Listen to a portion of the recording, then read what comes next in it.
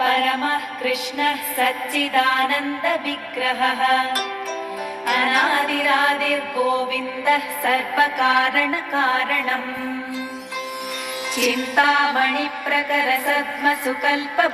चिन्तामणिप्रकरसद्मसुकल्पवृक्षलक्षावृतेषु सुरभीरभिपालयन्तम् लक्ष्मीसहस्रशतसम्भ्रमसेव्यमानम् गोविन्दमादिपुरुषं तमहं भजामि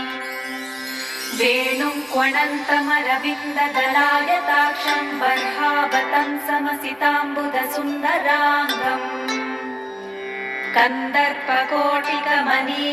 कन्दर्पकोटिकमनीयविशेषशोभम् गोविन्दमादिपुरुषं तमहं भजामि आलोलचन्द्रकलसर्पणमाल्यवंशीरत्नाङ्गदं प्रणयकेलिकलाविलासम् श्यामं त्रिभङ्गललितं नियतप्रकाशम् गोविन्दमादिपुरुषं तमहं भजामि अङ्गानि यस्य सकलेन्द्रियवृत्तिमत्